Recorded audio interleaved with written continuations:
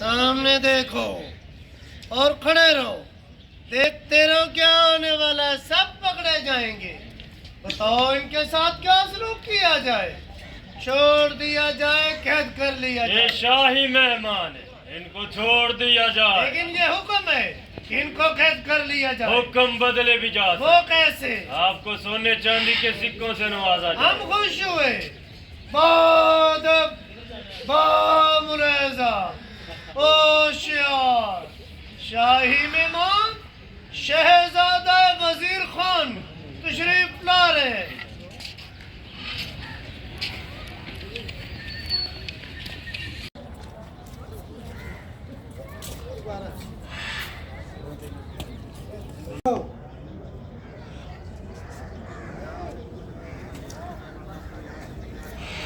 नहीं आपने पहले पीछे